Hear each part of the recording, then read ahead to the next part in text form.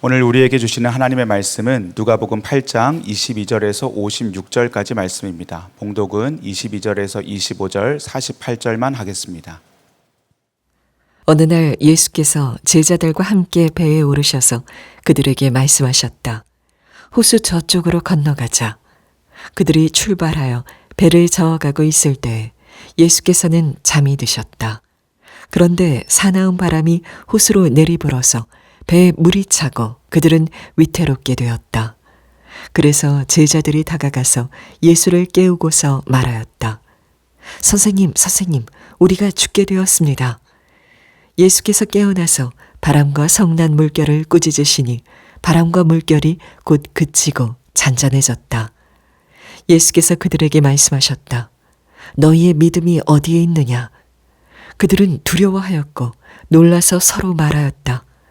이분이 도대체 누구시기에 바람과 물을 호령하시니 바람과 물조차도 그에게 복종하는가? 그러자 예수께서 그 여자에게 말씀하셨다. 딸아, 내 믿음이 너를 구원하였다. 평안히 가거라.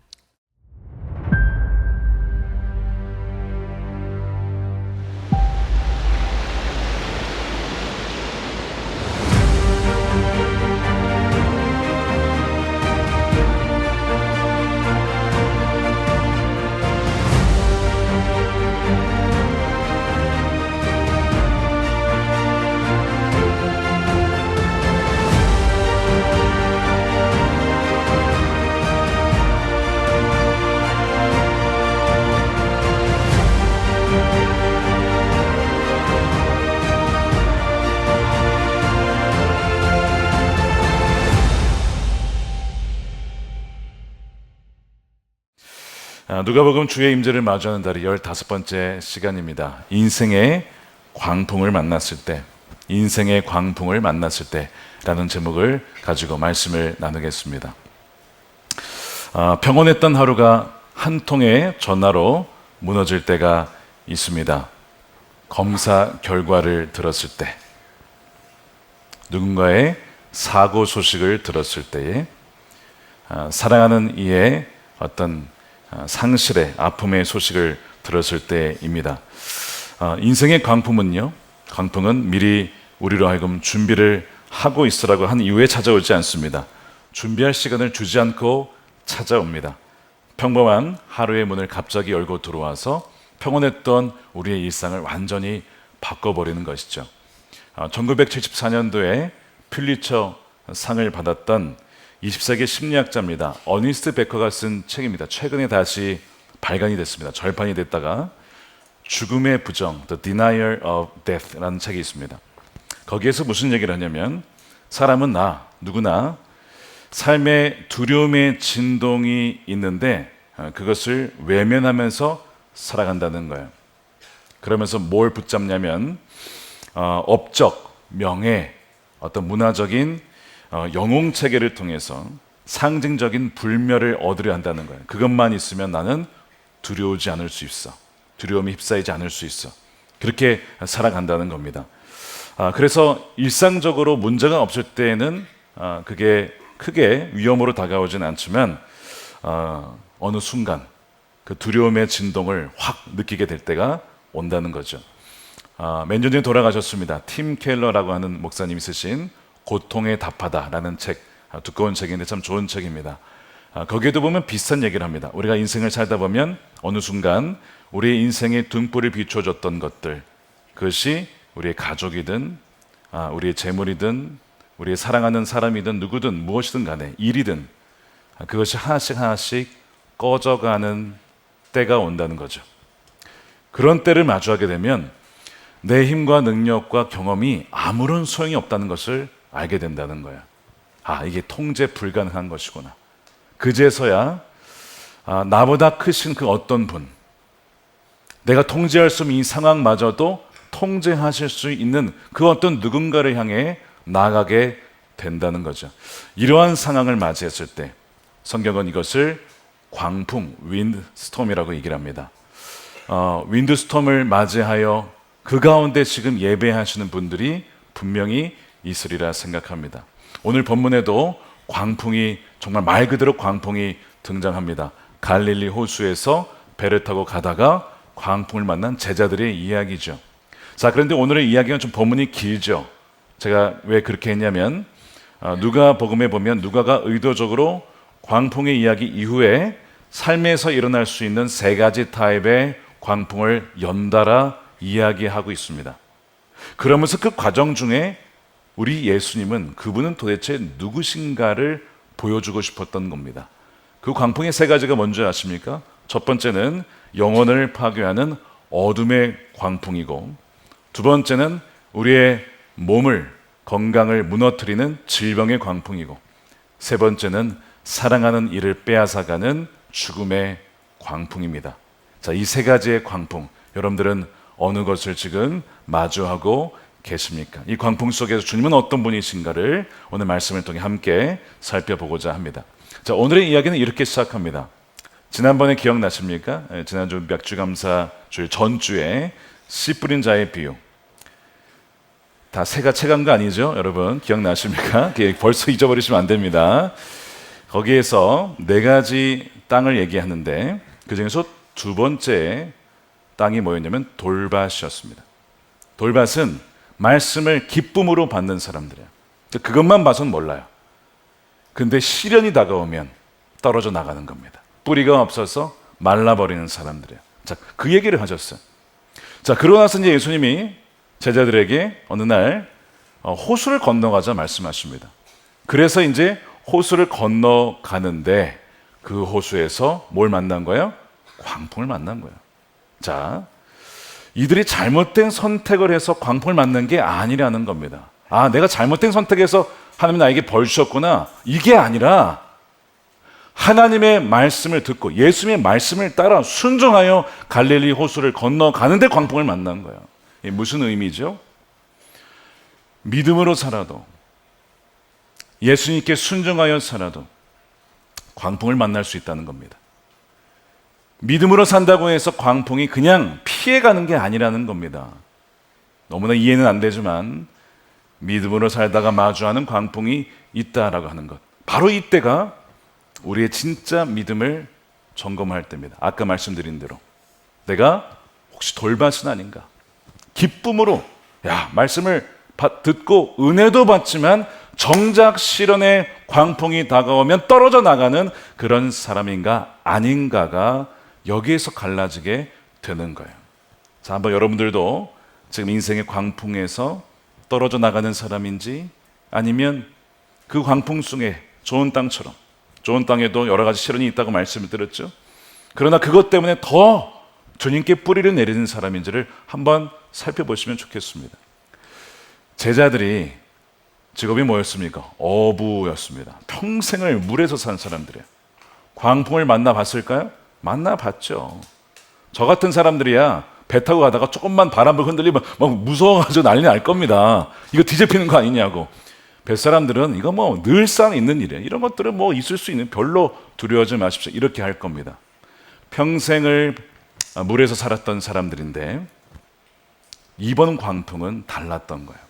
어느 정도로 달랐냐면 그들이 죽겠습니다. 이 위태로운 지경에 빠지게 된 거예요. 23절 보십시오. 사나운 바람이 호수로 내리불어 배에 물이 차고 그들은 위태롭게 되었다. 어느 정도로 위태롭게 되었냐면 평생 물에 자신의 인생을 바쳤던 사람들이 보기에 우리가 죽겠구나, 선생님 우리가 죽겠습니다 라고 할 정도로 위태로운 광풍이 불어닥친 것입니다. 배 안에 물이 들이닥치면서 배가 침몰하고 뒤집힐 수도 있는 그런 인생의 강력한, 지금까지 만나본 적이 없는 광풍을 맞이했던 것이죠. 아무리 경험을 다 동원하고 자신의 기술을 동원해도 자신이 통제할 수 없다는 것을 깨닫게 되는 거예요. 자, 그런데 이들이 맞이한 광풍으로 인한 이 두려움은 이것만이 아니었습니다. 사실 더 깊은, 어떻게 보면 더 강력한 두려움과 광풍이 있었는데 그게 뭐냐면 이 광풍 속에 하나님의 침묵입니다. 자, 이 광풍이 일어날 때에 예수님 어디에 계셨습니까? 배 안에 계셨거든요. 그럼 배 안에서 예수님 뭐 하셨어요? 물보다 나르셨습니까? 예수님 주무셨습니다. 이게 이해가 안 되는 거예요. 지금 우리는 죽겠는데, 지금 배가 침몰하고 있는데 예수님은 주무시고 계시다니. 여러분 이해가 되냐 이거예요. 우리가 인생의 광풍에서 흔들리고 힘들 때가 많지만 우리 더 때로는 힘들게 만드는 것이 그때 주님은 뭐 하셨습니까? 주님은 어디에 계셨습니까? 아무리 기도해도 전혀 변화가 없는 듯한 이 상황을 보면서 주님은 왜 침묵하십니까? 라고 하는 생각들 때 여러분 그때가 사실 굉장히 힘든 거예요. 그래서 여러분 시편 기자들이 시편을 읽어보면요, 여호와를 찬양하라, 감사하라, 하나님은 선하시고 인자하시다 이런 얘기도 하지만 어떤 표현을 자주 쓰는지 아십니까? 어찌하여 하나님 언제까지입니까? 라는 이 표현을 꽤 자주 씁니다. 그들이 보기에도 아무리 평생 하나님을 찬양하고 따라왔다고 하지만 인생의 광풍 속에서 도무지 이해가 되지 않는 그 상황을 놓고 어찌하여라는 얘기가 나오는 거예요. 시편 44편의 고라자손의 시거든요. 이렇게 되어 있습니다. 주님 깨어나십시오. 어찌하여 주무시고 계십니까? 깨어나셔서 영원히 나를 버리지 말아 주십시오. 여러분 제자들의 상황과 똑같지 않습니까? 이미 수백 년 지난 이야기인데 동일한 상황이 벌어졌고 우리는 2000년 전의 이야기지만 2000년 지난 지금 오늘날 동일하게 우리 삶에도 주님 어찌하여 주무시고 계십니까? 라고 외치는 분들이 분명히 있을지도 모르겠습니다. 근데 사실 이런 고백은 믿음이 없어서라기보다 오히려 믿음이 있기 때문에 그 자리를 떠나지 않은 채, 그 믿음의 자리를 떠나지 않은 채 하나님께 묻는 거예요. 그러니까 오히려 믿음이 있기 때문에 묻는 거고 기도하는 것이지 믿음이 없으면 아예 기도하지 않습니다. 침묵 속에서도 기도의 방향을 하나님께로 유지하는 사람이 돌밭의 사람이 아니라 좋은 땅에 심겨진 그 씨앗에 그것을 품은 사람이라고 하는 것이죠. 우리가 말도 할 수 없을 때에는 그저 주여, 아버지 이 단식이 기도가 되지만 그것마저도 할 수 없을 때는 어떡합니까? 저와 여러분들을 위해 누군가가 기도하는 그 중보기도가 기도가 되죠. 그래서 하나님은 때로는 명확하게 역사하신 모습이 보이지 않지만 어떤 식으로 우리에게 역사하시냐면 물이 차오르는 뱃속에 함께 들어가 그 모든 폭풍 후에 비를 맞으며 또 물을 맞으며 함께 그 배에 여전히 선하신 주님을 신뢰하자라고 붙잡아주는 동역자를 보내주심으로써 그 광풍을 이겨나게 하실 때도 있습니다. 아마 여러분들 중에도 지금 어려운 시기를 보내고 침묵의 시기를 보내면서 그러나 주님이 안 계신 것이 아니라 나의 사랑하는 동역자들을 통해서 나를 위해서 기도해 주시는 분을 통하여 주님이 함께하고 계심을 보게 되어주는 여러분들이 되시기를 축복합니다. 제자들이 예수님을 깨우죠. 선생님 우리가 죽겠습니다. 여러분 질문 드려보겠습니다. 왜 예수님은 이 상황에서 주무시고 계셨던 것일까요? 두 가지 정도 얘기할 수 있습니다. 하나는 예수님도 육신의 몸을 입고 계셨기에 고단하셨기 때문에 쉬셔야 했습니다. 그게 첫 번째 이유겠지만 더 근본적인 신학적인 이유가 있습니다. 두 번째 이유는 이 광풍마저도 하나님의 손에서 벗어난 것이 아니기에 아버지의 손 안에 있음을 믿기에 온전히 신뢰함으로 오는 잠, 그 가운데 평안하게 쉬실 수가 있었던 것이죠. 그것을 보여주고 계시는 거예요. 광풍이 불어도 그 광풍도 하나님 손 안에 있음을 온전히 신뢰하게 잠드셨던 주님, 그것을 보여주는 장면이 바로 이 장면이라고 하는 것이죠. 주님은 그 광풍 속에서도 쉬실 수가 있었던 것이 바로 그 이유였던 것입니다. 그러니까 하나님이 누구신 줄을 알면 환경은 그대로이지만 그 평안은 누릴 수가 있다는 것을 보여주는 거예요. 그러나 제자들은 아직 예수님이 어떤 분인지를 잘 몰랐어요. 아예 모르는 건 아니었지만 알긴 알았지만 온전히 알지 못했습니다. 그래서 예수님을 뭐라고 부릅니까? 주님이라고 부릅니까? 아니죠. 선생님이라고 부르는 거예요. 여전히 사실상 선생님이에요. 그냥 좀 많은 성경 지식을 알고 좀 하나님에 대해서 아는 분 정도로 여겼던 거죠. 선생님 우리가 죽겠습니다. 이렇게 얘기를 하는 거예요. 그렇기 때문에 뭐가 더 크게 보이는 겁니까? 광풍, 예수님보다 광풍이 훨씬 더 크게 보이는 거예요. 여러분들은 주님이 더 크게 보이십니까? 아니면 광풍이 더 크게 보입니까? 우리는 연약하기에 광풍이 더 크게 보일 때가 훨씬 더 많아요. 그런데 여러분 기억하십시오. 광풍보다 크신 주님이 여러분과 함께 계십니다. 이것이 믿음이라고 하는 거예요. 성경은 그것을 우리에게 보여주고 있습니다. 제자들에 의해서 주님이 깨어나십니다. 주님이 깨어나셔서 그 바다와 물을 향해, 바람을 향해 꾸짖으십니다. 마치 이 꾸짖다라는 표현은 귀신을 쫓아낼 때 예수님이 쓰셨던 그 강력한 명령이거든요. 동일한 명령으로 명령하시니까 바다가 잠잠해지는 거예요. 주님은 자연마저도 통제하실 수 있는 그런 분이세요. 아버지께 기도한 것도 아니었어요. 그저 주님이 말씀하셨는데 그렇게 됐거든요. 그래서 잠잠해집니다. 초기 교부 중에 이 장면을 이렇게 묘사하신 분이 있어요. 잠들어 계신 예수가 깨어나시고 깨어있던 바다는 그의 명령에 잠이 든다. 멋있죠? 한번 외워보시기 바랍니다. 쉽진 않지만 멋진 표현이에요. 잠들어 계시던 예수가 깨어나시니 깨어있던 바다가 잠이 든다. 우리가 주님을 주목하고 주님을 바라볼 때 우리 안에 깨어있던 풍랑과 경랑이 잠이 들 줄로 믿습니다. 진정 우리의 모든 인생의 주관자 되신 주님이시기 때문에 그렇습니다. 그래서 이제 이 잠잠한 상황 속에서 예수님이 이제 제자들에게 그 다음에 이런 얘기를 하시는 거예요. 이것이 이제 우리에게 주시는 말씀인데 뭐라고 하시냐면 25절에 예수께서 그들에게 말씀하셨다. 너희의 믿음이 어디에 있느냐? 너희의 믿음이. 너희의 믿음이 없구나라고 말씀하지 않으시고 너희의 믿음이 어디에 있냐라고 말씀하셨어요. 비슷해 보이지만 다르죠. 전자는 믿음이 아예 없는 거예요. 후자는 믿음이 없는 게 아니라 있는데 왜 그것을 사용하지 않느냐. 바로 이 시련의 때가 너의 믿음을 사용할 때다. 이 시련의 때가 진정 나를 의지할 때다라고 주님은 말씀하시는 거예요. 그런데 우리가 너무나 자주 우리의 믿음을 어디가 다른 데다 두고 올 때가 있어요. 풍랑의 시기에, 시련의 시기에 우리 믿음을 잃어버릴 때가 있어요. 너희의 믿음이 어디 있느냐 말씀하십니다. 그러면서 여러분 믿음은 무엇이냐? 두려움이 아예 없는 상태가 아니라 두려움 속에서도 이미 우리 함께 하시는 주님을 기억하고 주목하며 바라보는 것이 진정한 믿음이라고 하는 것이죠. 상황이 말하는 것보다 예수님이 어떠한 분이신지를 더 붙드는 것이 진정한 믿음의 사람이라고 하는 겁니다. 제자들이 이 폭풍이 잠재워진 것을 보면서 도대체 이분은 누구신가? 라고 묻습니다. 그러면서 이어지는 세 편의 이야기가 그분이 누구신지를 더 명확하게 보여주게 되죠. 그 첫 번째 사건이 무엇이냐? 거라사 광인 사건입니다. 배를 타고 예수님이 왜 호수 건너편으로 가져가셨을까?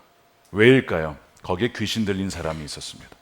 그 귀신 들린 사람을 만나기 위해서 가시는 것이죠. 여러분 그 지역은 과거에 모세가 므낫세 반지파에게 줬던 영역이지만 이제는 빼앗긴 영역이에요. 잃어버린 땅입니다. 주님은 이방 땅에 복음을 증거하시고 주님이 누구신지를 알리기 위하여 그 폭풍을 뚫고 가신 거예요. 그러니까 여러분 하나님이 일을 하려고 하면 늘 거세한 저항이 있을 수 있고 시험이 있을 수 있다는 것을 보여주죠.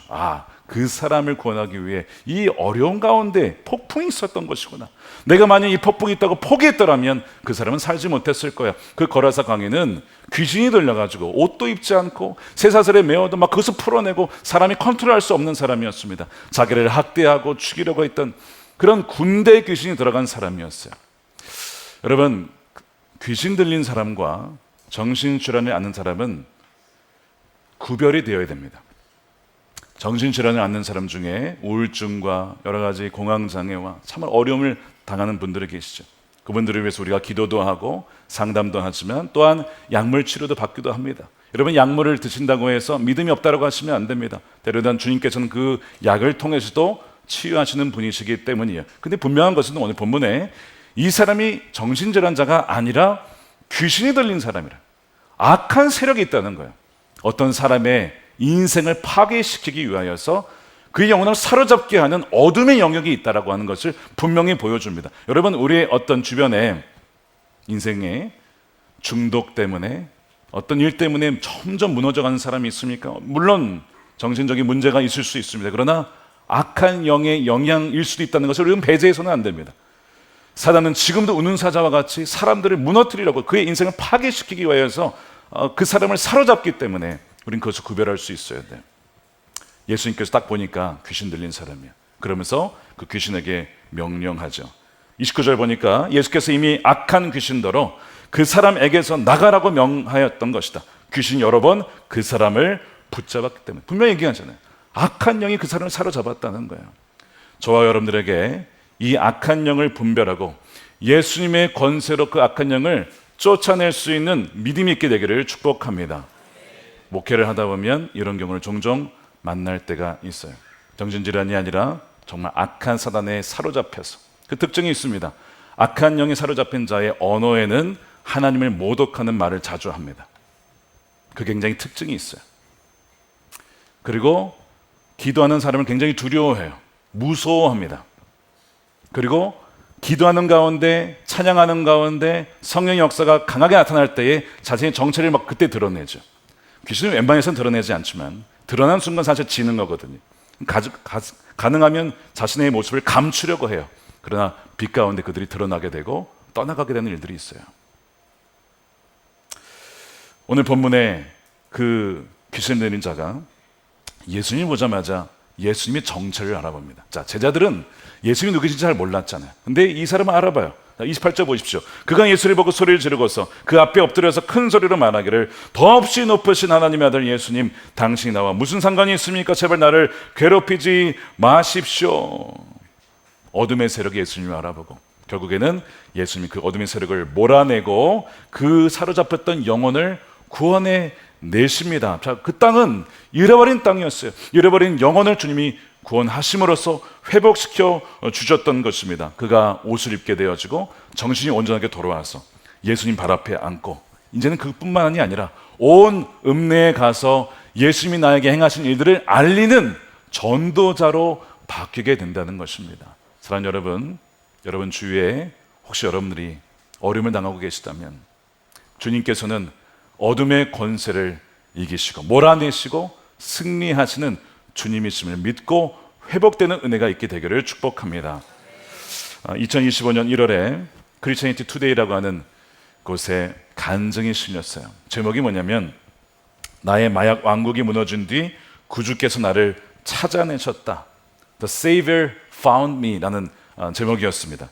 허먼 멘도사라고 하는 코카인 마약을 팔던 사람이에요. 이 사람이 이 마약을 팔아서 좋은 집 사고 차를 타고 쾌락을 누리며 그렇게 살았습니다. 그러다가 마음속에 두려움이 있었어요. 언젠가 내가 이것이 발각될지도 몰라. 언젠가 나 이러다가 죽을지도 몰라. 그런 마음이 있었지만 쾌락 속에서 살다가 결국 경찰에게 붙잡혀서 감옥에 들어가게 됩니다. 그때 하나님께 저를 풀어주시면 제가 이 모든 담배와 술 다 끊고 새 삶을 살겠습니다라고 그렇게 서약을 하는데 그렇게 하나님 풀어주셨지만 다시 나중에 또 마약에 손을 대서 또 감옥에 들어오게 돼요. 들어오던 길에 내가 이러니 그냥 죽고 말지 자살 시도를 하다가 실패를 하고 감옥에 들어옵니다. 여러분 이런 인생 바뀔 수 있겠습니까? 여러분 이런 인생 그냥 평생 감옥에 있어야 되는 거 아닐까요? 그러나 주님은 어떻게 하셨다고요? 제목이 뭐라고 그랬어요? The Savior. 주님께서 나를 찾으셨다. 찾아내셨다. 주님께서 이 사람을 찾아오십니다. 거기에 형이 있었어요. 감옥에. 그러니까 형제가 다 감옥에 갔으니 얼마나 안타까운 가정입니까? 근데 형이 이미 예수님 믿고 변화된 상황이었습니다. 동생이 너무나 안타깝게 있게 살아가니까 동생을 예배당에 데려갑니다. 거기에서 말씀을 듣는데 두 가지 말씀을 들어요. 하나는 시편 139편이었습니다. 여호와여 주께서 나를 살펴보셨으므로 나를 아시나이다. 그 말씀을 듣는데 자신의 지난 삶이 다 생각이 나요. 하나님이 이 죄악의 삶을 다 아시지. 그런 가운데 또 하나의 구절이 로마서 5장 8절이었습니다. 우리가 아직 죄인 되었을 때 그런데 이런 죄인과 같은 나를 위해서 주님께서 대신 죽으심으로 하나님의 사랑을 확증해 주셨다는 이 말씀을 듣는데 이런 나를 위해서 주님이 죽으셨다는 것을 복음을 처음 듣게 되면서 그가 하나님께 회개하게 되죠. 주님, 저를 용서해 주십시오. 저는 정말 망할 수밖에 없는 인생이지만 저를 용서해 주십시오. 이렇게 막 간구할 때 그가 간증에 이렇게 표현합니다. 자기 안에 있었던 어떤 어둠이 빠져나가는 것을 느꼈다는 거예요. 그러니까 이분도 악한 영에 사로잡혔던 거예요. 빠져나가고 환한 빛이 자기에게 비춰오더라는 걸 느꼈다는 거예요. 그러면서 그가 회개하며 이혼 위기에 있었던 그 아내의 관계도, 아내가 이제 면회를 왔는데 변화된 남편을 봅니다. 서로 울면서 서로를 위해서 기도해 주기로 하고, 그렇게 해서 회복이 되는데 나중에 한참 지나 이분이 이제 석방이 돼요. 뭐가 되는지 아십니까? 전도자가 됩니다. 그래서 가는 곳마다 특히 마약으로 무너진 사람들에게 복음을 전해서 주님께서 그 모든 마약의 악한 권세도 이기실 수 있는 새로운 삶을 주시는 분이심을 그가 증언하는 전도자가 되었다라는 그 이야기가 거기에 실려 있습니다. 여러분, 무엇이 그 사람을 바꿨습니까? 강한 결단, 확신이 아니라 죄와 어둠보다 강하신 예수 그리스도께서 그를 찾아주셨기 때문에 그가 변화된 것입니다. 여러분, 기도 제목 중에 제가 이제 기도 제목을 받다 보면 가족들 중에 이런 기도 제목을 가진 분들이 있어요. 중독 때문에, 마약 때문에, 음란 때문에, 게임 때문에, 도박 때문에, 이게 뭐 가족이 다 고통을 받습니다. 근데 그를 위해서 기도하다가 가족이 기도하고 1년, 2년, 3년이 지나서 오늘 찾아와요. 목사님 기억나세요? 그때 저희 가족을 위해서 기도해 주셨잖아요. 제 동생이 돌아왔어요. 제 동생이 회복되었어요. 할렐루야. 주님께서 지금도 믿음의 기도를 통하여 찾아와 주시고 건져주시고 회복시켜주시는 주님이시라는 사실입니다. 왜 주님이 거기에 찾아가셨어요? 잃어버린 땅이었기 때문에. 그러니까 여러분, 잃어버린 땅, 잃어버린 영혼을 찾아가는 것은 주님이 기뻐하시는 일이고, 주님은 또한 그 사람들을 회복시킬 수 있는 분이십니다. 그때에 어떤 어려움을 당할 수 있어요. 광풍이 있을 수 있어요. 여러분, 포기하시면 안 됩니다. 저에게도 잊지 못하는 사건이 하나 있는데 10년 전입니다. 미국 이민길을 섬길 때 그 교회 역사상 26년 역사상 한 번도 해외 선교를 해본 적이 없어요. 그래서 자, 이제 우리 정말 해외 선교를 위해서 우리가 마음을 모읍시다.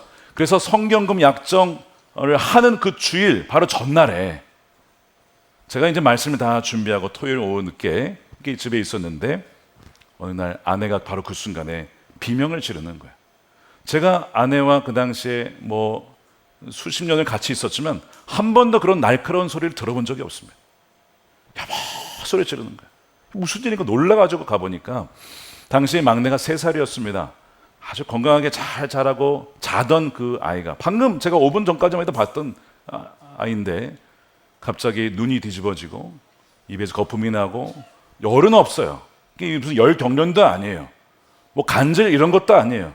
그런데 입술은 파란 상태에서 숨을 잘 쉬지 않는 거예요. 그러니까 이상한 거죠. 완전히 정상이 아닌 거예요.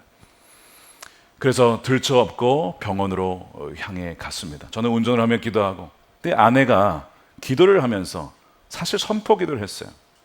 내일 역사상 마귀가 가장 싫어하는 선교 약정 헌금을 하는 날인데, 결단하는 날인데 우리가 겁을 주려고 하는구나, 두려움을 주려고 하는구나. 그래서 선포하며 기도합니다.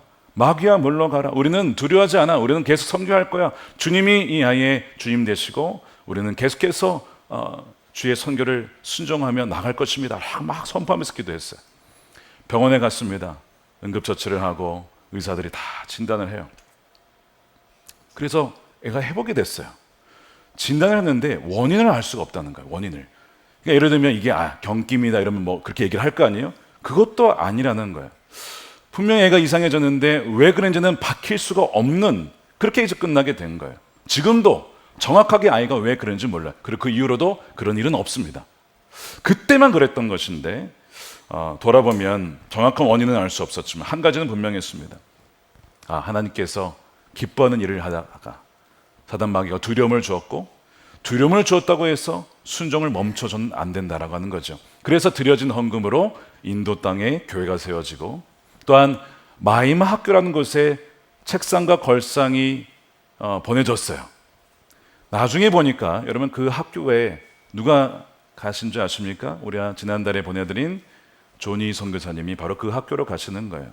저는 그 당시에 존이성까지 몰랐고 나중에 그분이 거기 출신이라는 걸 알고 이제 우리 교회에 오시긴 했지만 어쨌든 이 모든 것이 10년 전의 사건과 지금의 모든 것이 합력하여서 잃어버린 그 땅의 영혼들을 구원하기 위하여 하신 하나님의 역사라는 것을 알게 되었습니다. 사랑하는 여러분, 주님께서는 지금도 그렇게 어둠에 사로잡힌 자들을 구원하실 수 있는 분이심을 여러분 믿는 여러분 되시기를 축복합니다. 그래서 두려움에 붙잡혔던 사람이 변화되어서 순종의 길을 걸어가는 여러분들의 삶이 되시기를 축복합니다. 자, 예수님께서 다시 갈릴리로 돌아오세요. 그리고 이제 돌아오셨는데 회당장 야이로가 달려와서 또 안타까운 얘기를 하는 거예요. 무슨 얘기냐면 12살 된 자기 딸이 죽어가고 있다는 겁니다. 예수님이 긍휼의 마음으로 그 딸을 고치기 위해서 이동하던 중에 또 하나의 에피소드가 일어나죠. 그게 뭡니까? 12년간 혈류병을 앓았던 여인이 예수님을 붙잡게 되는 거예요. 이 여인은요, 의사를 만나도 병을 고치지 못합니다. 재산을 다 탕진하였지만 병을 치유받지 못했습니다. 오랫동안 고통을 당했던 질병의 광풍을 맞이한 여인이었어요. 자, 그런데 다른 복음서에 보니까 이 여인이 어떻게 한 줄 아십니까? 예수님의 옷자락만 만져도 내가 나을 거야. 예수님의 옷자락만 만져도 내가 나을 거야. 이 얘기를 스스로에게 기도하며 선포합니다. 그리고 정말 예수님의 옷자락을 탁 만질 때 어떻게 됩니까? 이렇게 되죠. 44절에 보십시오. 이 여자가 뒤에서 다가와서는 예수의 옷술에 손을 대니 곧 출혈이 그쳤다. 예수님께서 가시던 길에 자신의 능력이 빠져나가는 것을 아시고 그 여인을 보십니다. 그러면서 그 여인에게 놀라운 선포를 하시죠. 48절 보십시오. 그러자 예수께서 그 여자에게 말씀하시기를 따라 너의 믿음이 너를 구원하였다. 뭐가 구원하였다고요? 너의 믿음이 너를 치료하였다가 아니라 구원하였다는 거예요. 그녀의 그 믿음이 그의 육신의 질병도 낫지만 그의 영혼도 참된 주님을 알게 되어주는 구원을 누리게 되었다는 것입니다. 주님께서는 이렇게 병들었던 그 여인, 12년간 고통당했던 그 여인을 치유해 주시는 놀라운 은총을 더해 주셨어요. 여러분, 이런 치유가 여러분 옛날에만 있었던 것이 아닙니다. 오늘날에도 일어날 수 있는 일입니다. 믿으십니까? 최근에 어떤 분이 기도 제목을 이렇게 쭉 주셨는데 저희 교회 기도 제목을 보게 되면 한쪽에는 기도 제목이 있고 한쪽에는 지난번에 기도받은 이후에 어떤 변화된 상황이 있습니까를 적게 되어 있습니다. 대체로 기도 제목만 오는 경우가 많은데 한 번은 기도 응답에 대한 얘기가 적혀 있었어요. 거기 뭐라고 적혀 있었냐면 이분이 여성분이었는데 오랜 시간 이 여인처럼 하혈이 멈춰주지 않았다는 거예요. 그래서 어떻게 했을까요? 주님께 나아가 기도하면 기도받으면 나을 거야. 그래서 찾아오셨어요. 그래서 안수 기도를 받으셨어요. 그게 몇 달 전입니다. 그리고 이제 그 다음에는 어떻게 된지 몰랐는데 기도 카드를 보니까 그때 기도를 받고 출혈이 멈추게 되었습니다. 하나님께 감사드립니다. 이런 내용 적혀 있는 거예요. 할렐루야. 주님께서 지금도 이렇게 당시에 혈류병 앓았던 여인을 고쳐주신 것처럼 믿음으로 주님께 나아가서 주님, 제 힘으로 할 수 없습니다. 의학적으로 치유할 수 없습니다. 라고 믿음으로 나아가는 사람들에게 안수하여 주시고 또한 그 기도에 응답하여 주셔서 치유해 주시는 분이라고 하는 사실인 것이죠. 물론 어떤 분에게는 그 은혜가 즉각적인 병의 나음으로 나타나기도 하지만 어떤 분에게는 물론 그 질병이 즉각 낫지 않고 사도 바울처럼 가시로 남아있는 분도 있을 수 있어요. 그게 믿음이 없어서가 아닙니다. 하나님의 은혜는 바로 그 가운데서도 그 질병 가운데서도 끝까지 주님을 신뢰하는 방향으로 그 은혜를 주실 수도 있는 분이세요. 중요한 것은 어떤 풍랑의 속에 있든지 주님이 떠나신 것이 아니라 여러분과 함께 하심을 믿는 여러분들이 되시기를 축복합니다. 자, 뭐가 남았습니까? 야이로의 딸이 남았습니다. 예수님이 그 여인과 이렇게 있었던 상황 가운데 갑자기 야이로의 집에서 소식이 들려와요. 딸이 죽었다는 겁니다. 여러 가지 후회가 있을지도 몰라요. 조금 더 예수님이 빨리 오셨더라면, 내가 바른 선택을 했더라면, 딸이 죽기 전에 좀 더 많은 시간을 보냈더라면 이런 생각이 들었을 수도 있어요. 근데 그 많은 상황, 어려운 상황 속에서 그 죽음의 광풍 속에 예수님은 야이로 딸을 죽은 것이 아니라고. 그 야이로에게 이렇게 위로를 하십니다. 예수께서 들으시고 가서 회당장에게 말씀하셨다. 두려워하지 말고 믿기만 하여라. 딸이 나을 것이다 라고 하면서 그 누워있는 아이에게 아이야 일어나라 하고 말씀하시니 그 떠나갔던 영이 돌아와 이 딸이 살아나게 되는 거예요. 자, 이것을 왜 보여줍니까? 예수님은 어떤 분이십니까? 바람이 복종하고 악한 영이 떠나가고 질병을 치유하시며 죽은 자도 살리시는 생명의 주관자이시다 라는 것을 보여줘요. 우리 인생의 다양한 광풍을 잠재해 오시는 분이심을 이 다양한 사건을 통해서 우리에게 보여주신다는 것입니다. 자, 그런데 우리는 의문이 하나 남습니다. 주님, 그런데 왜 여전히 우리의 삶에는 광풍이 남아 있습니까? 야이로의 딸은 살아났지만 왜 저의 딸은 살아나지 못한 것입니까? 목회를 하다 보면 정말 위중한 병에서 살아나는 가정들이 있어요. 그런데 그렇지 못한 가정도 만날 때가 있습니다. 그들의 믿음이 부족해서입니까? 그들의 간절함이 부족해서입니까? 여러분, 그렇지 않다는 거예요. 야이로의 딸이 살아난 것은 모든 믿는 사람은 믿음만 있으면 다 죽음에서 살아난다 이것을 보여주는 게 아니에요. 어차피 그 야이로의 딸도 나중에는 죽습니다. 우리 인간은요 다 죽는 존재예요. 그런데 예수님께서 그 야이로의 딸을 살려주신 것은 뭐냐면 하나의 표적이었어요. 뭐냐면 우리 육신의 장막이 무너지면 그 다음 생이 있다, 영원한 생명이 있다, 부활이 있다라고 하는 것을 보여주시는 거예요. 하나의 표지판과 같은 것이죠. 비록 우리가 죽음을 맞이하지만 주님께서는 죽음을 이기셔서 우리에게 다시는 죽음을 보지 않은 영원한 생명을, 부활을 준비하신다는 것을 가리키기 위한 표적이었다는 것입니다. 그것을 분명히 붙잡아라고 알려주신 것이죠. 여러분, 우리 공동체에도 사랑한 딸을 잃어버린, 최근에 주님께 보내드린 분이 계세요. 여러분, 자녀를 먼저 보낸다는 것, 저희 부모님도 사랑하는 딸을 먼저 보내야 했죠. 이루 말할 수 없는, 누구의 위로도 들어올 수 없는 그런 상황입니다. 근데 제가 얼마 전에 금요 성전 집회 때 말씀드렸는데 하나님의 말할 수 없는 위로로, 하나님의 도우심으로 그 어려움을 극복할 수 있었다라고 하는 그 아버님의 말씀, 그 말씀을 들으며 그 가정을 위해서 기도했어요. 딸이 주님께 가기 며칠 전 그 어머님이 예수동행 일기에 이렇게 쓰셨어요. 추천 일기로 올라왔는데 제가 양해를 구하고 잠시 그 부분을 인용하겠습니다. 말씀을 통해 주시는 주님의 말씀들을 너무도 힘들고 어려운 시간이었지만 주님 아멘입니다. 담임 목사님의 기도와 사모님의 눈물의 기도와 여기저기서 우리 아이를 위한 기도와 또 나를 위한 기도가 넘치고 넘쳐 흐르고 있습니다. 그래서 이렇게 살아내고 있습니다. 이 상황들이 너무나 이해되지 않지만 그럼에도 주님이 오르십니다. 주님은 선하십니다. 이 고백이 분명합니다. 주님 함께 해주세요. 어떠한 길이든 주님이 함께 하심을 믿습니다. 주님 사랑합니다. 주님 감사합니다. 여러분, 어떻게 이런 고백을 할 수 있었을까요? 여러분, 이것은 주님이 붙잡아 주지 아니하시면 할 수 없는 고백입니다. 이분이 모든 상황이 다 이해가 돼서 이 얘기를 하신 게 아니었을 거예요. 다 이해가 되지 않았겠죠. 그러나 그 광풍 속에서 그 여전히 그 배 안에, 나의 인생의 배 안에 함께 하신 주님을 붙잡았던 것입니다. 이것이 광풍 속의 믿음인 것이죠. 여러분,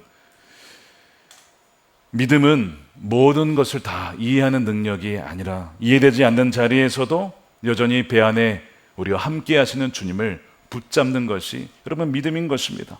우리는 십자가와 부활 사이에 살고 있어요. 이미 하나님 나라는 왔지만 아직 온전히 임하지 않았습니다. 우리는 부활을 기다리고 있습니다.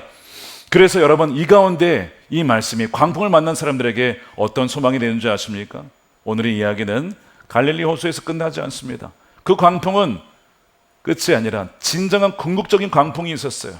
예수님이 그 광풍을 직접 맞이하십니다. 어디입니까? 골고다 십자가입니다. 거기에서 모든 두려움과 모든 질병과 모든 그 죽음의 광풍을 직접 맞이하세요. 왜요? 우리가 맞아야 될 광풍이었어요. 우리가 죽어야 될 광풍이었어요. 우리가 당해야 될 광풍이었어요. 그러나 우리를 살리시기 위하여, 우리 정말 궁극적으로 살리시기 위하여 우리의 자리에서 우리 대신 주님께서 십자가를 지심으로 말미암아 이제는 그 광풍이 다 사라지고 누구든지 그를 믿는 자마다 다시는 멸망치 않고 영원한 생명을 누리게 하도록 하기 위하여 주님이 이미 그 광풍을 다 맞이하셨던 것입니다. 사랑하는 여러분, 그리하여 우리는 뭘 바라봅니까? 우리 앞에 부활이 있다는 것입니다. 그날이 오면, 주님이 오시면 우리의 모든 아픔과 눈물을 닦아주신다는 것입니다. 모든 것이 새롭게 되고 새하늘과 새 땅이 마련되고 있다는 것입니다. 우리가 그 소망이 있기 때문에 울면서도 소망을 품고 주님 앞에 나아갈 수가 있다는 것이죠. 말씀을 마무리하면서 사랑하는 여러분, 이렇게 기도했으면 좋겠어요. 주님, 제 안에 여러 가지 광풍이 일어나고 있습니다. 제 삶에 여러 가지 광풍이 있습니다. 주님, 저는 때로는 두렵지만 그러나 그 광풍보다 크신 주님을 신뢰합니다. 다 이해할 수는 없지만 나보다 크신 주님께서 여전히 나와 함께 하시며 나를 붙잡고 계시며 감사합니다. 주님, 이 믿음의 항해에 선장이 내가 아니라 주님이심을 믿고 감사드립니다. 끝까지 이 믿음의 항해를 다 완주해 나갈 수 있도록 우리를 인도해 주십시오. 그렇게 기도할 때에 그 모든 광풍을 잠재우시고 광풍 중에도 함께 하신 주님의 임재가 여러분들의 삶 가운데 부어지고 결국에는 마지막 날 참 잘하였다, 참 수고 많았다, 충성스러운 나의 종들아, 참 아픔이 많았지, 힘들었지, 잘 견뎌주었구나, 이제 내가 너의 눈물을 닦아주리라, 내가 너의 모든 아픔을 치유해주리라. 반드시 그날이 오게 될 줄로 믿습니다. 우리 함께 이 시간 기도하겠습니다. 이 시간 기도할 때 주여, 두렵지만 광풍 때문에 흔들릴 때도 있지만 그러나 여전히 선하신 주님으로 말미암아 주님 손 꼭 붙잡고 가겠습니다. 이 인생의 배의 항해의 주인이 내가 아니라 주님이심을 믿기에 폭풍도 잠재우시는 주님, 때로는 그 폭풍 그것을 지나가게 하시면서 우리를 떠나지 아니하시는 주님을 신뢰하며 끝까지 믿음의 여정을 나아갈 수 있도록 우리 함께 달라고 함께 우리 중보하며 기도하도록 하겠습니다. 살아계신 아버지 하나님 감사합니다. 우리 가운데 함께 하신 주님을 찬양합니다. 여러 가지 인생의 광풍을 맞이하였을 때에 흔들릴 때가 있습니다. 무너질 때가 있습니다. 이해가 되지 않을 때도 있습니다. 그러나 아버지 하나님, 선하신 주님으로 말미암아 주여 오늘도 일어서겠습니다. 말씀을 붙잡고 일어서겠습니다. 주여 아버지, 우리의 삶이 그렇게 단순하지 않지만 그러나 이 믿음으로 신뢰하며 나아갑니다. 인내하며 나아갑니다. 오늘 주말 주목하며 나아가오니 사랑하는 우리 성도들 가운데 주님 온전히 바라볼 수 있는 믿음을 더하여 주시고 부활의 믿음을 더하여 주시고 천국을 향한 소망으로 가득 채워 주시옵소서. 이 땅을 사랑할 때에 더 주님을 사랑하며 더 믿음의 뿌리가 주 앞에 내려가는 우리 모든 삶이 되게 하여 주시옵소서. 사랑과 자비가 풍성하신 아버지 하나님, 오늘 이 자리에 인생의 이 세 가지 광풍을 만나 흔들리는 자들이 있습니다. 아버지, 질병의 광풍으로, 어두운 영의 공격에 의한 광풍으로, 사랑한 이를 잃어버린 상실의 죽음의 광풍으로 하나님 이리저리 흔들리는 영혼들이 있습니다. 주님, 우리를 불쌍히 여겨 주시옵소서. 아버지 하나님, 그러나 감사한 것은 그 광풍 중에도 배 안에 주님이 안 계신 것이 아니라 우리와 함께 계시다는 사실입니다. 그저 우리가 주님을 선생님으로 여겼던 것을 회개하며 정말 입술로만 주님이 아니라 정말 우리 인생의 생사화복을 주관하시는 주님이심을 믿고 고백하며 나아가는 우리의 믿음이 되게 하여 주시옵소서. 아버지 하나님, 그 어떠한 광풍도 주님 앞에 나올 수 없음을, 잠재워줄 수밖에 없음을 이 시간 고백하오니 주여, 인생의 풍랑 앞에, 광풍 앞에 흔들리는 주의 백성들이 있다면 이 시간 주님께서 저들의 광풍을 잠재워 주시옵시고 마음에 말로 형용할 수 없는 하나님의 평강으로 주여 저들의 마음을 가득 채워 주시옵소서. 아버지 하나님, 사망과 그 모든 더러운 악한 영을 다 물리치시고 우리에게 부활과 생명을 주신 주님을 찬양합니다. 우리 앞에 놓여 있는 것이 부활의 아침인 것을 믿사오니 주여 하나님, 그 부활을 향하여서 주님과 끝까지 이 믿음의 항해를 완주하는 우리 모두가 되게 하여 주시옵소서. 두려워하지 말고 믿기만 하라. 두려워하지 말고 믿기만 하라. 너의 믿음이 너를 구원하였느니라. 주여, 이 믿음은 하나님의 선물인 줄로 믿사오니 오늘 이 말씀이 믿음의 씨앗이 되어서 주여 옥토밭에 내려서 열매 맺는 자가 되게 하여 주시옵시고, 시련 때문에 뿌리 뽑혀져 나가는 자 아니라 주여 더욱더 이 시련과 강풍 때문에 주님께 뿌리를 내리는 우리 사랑하는 소나목자교회 모든 예배자들이 되게 하여 주시옵소서. 저들의 아픈 눈물과 상처를 닦아주시고 위로하여 주시고 또한 치유해 주실 주님을 찬양합니다. 이 시간 온전한 10의 1조와 감사헌금과 또한 10의 1조와 또 성경금으로 주님께 올려드리오니 주여 드리는 손길마다 주님께서 기억하여 주셔서 30배, 60배, 100배의 귀한 결실로 주님께 드려지게 하여 주시고 주여 열매 맺게 하여 주시옵소서. 아버지 하나님, 예배당 보수공사 진행 중에 있습니다. 주여 안전사고 발생하지 않도록 하는 공정대로 잘 진행되게 해주시되, 무엇보다 우리의 내면이 더욱더 주님을 닮아가고 온유하고 겸손한 주님을 닮아 정말 우리의 내면의 성전이 더욱더 거룩하게 정결하게 세워지는 이 기간 되게 하여 주시옵소서.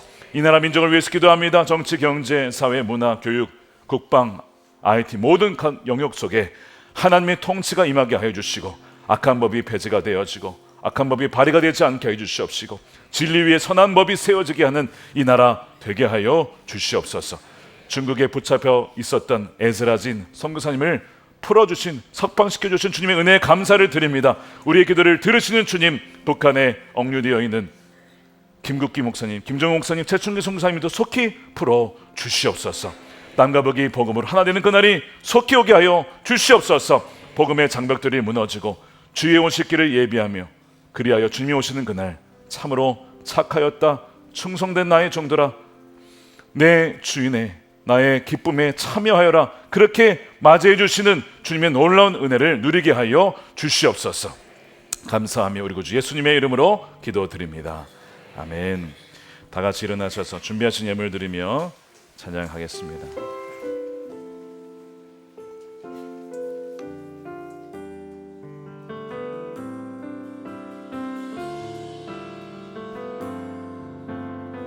주 품에 품으소서. 주 품에 품으소서.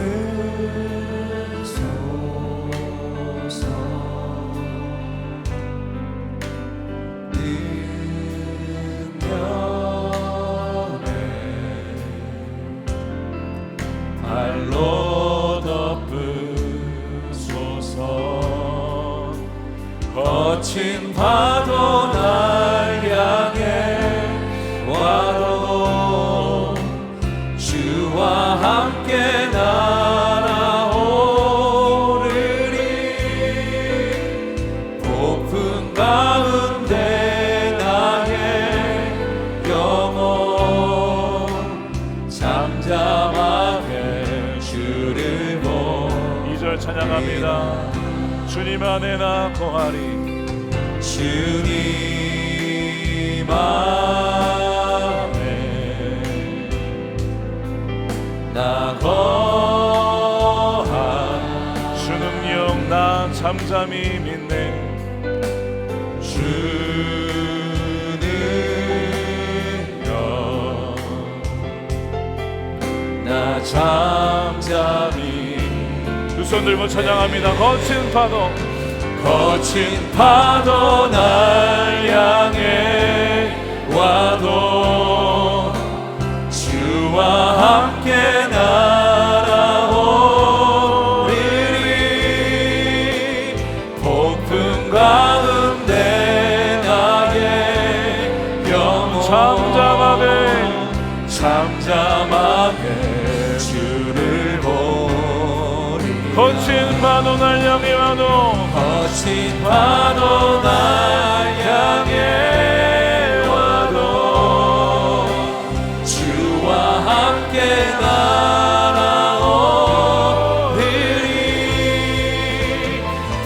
폭풍 가운데 나의 영혼 잠잠하게 주를 보리라. 내 영혼 내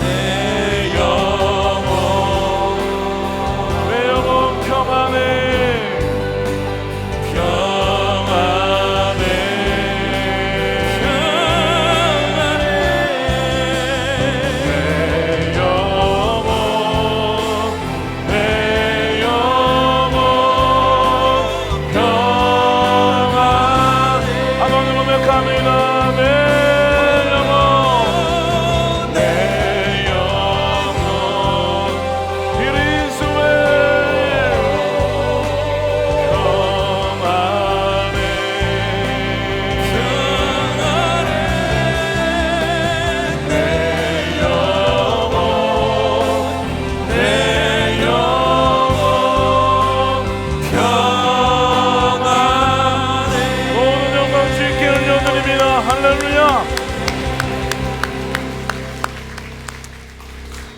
이제는 우리의 생명과 부활 되신 예수 그리스도의 크신 은혜와 아버지 하나님의 측량할 수 없는 사랑하심과 세상 끝날까지 우리와 함께 하시겠다고 약속하신 성령님의 가망 없는 교통 내주 평안케 하심이 인생의 거센 풍랑과 광풍을 만났으나 그 모든 것을 잠재해 오시는 진정한 우리의 평강이 되시며 생명 되신 주님 안에 거하기로 다시 한번 주님 앞에 나아가는 사랑하는 우리 모든 선한목자교회 예배자들 머리 위에 저들의 가정과 일터와 사랑하는 자녀들과 다음 세대와 주의 몸된 교회와 저국 대한민국과 열방 가운데 영원히 함께 하시기를 간절히 축원하옵나이다.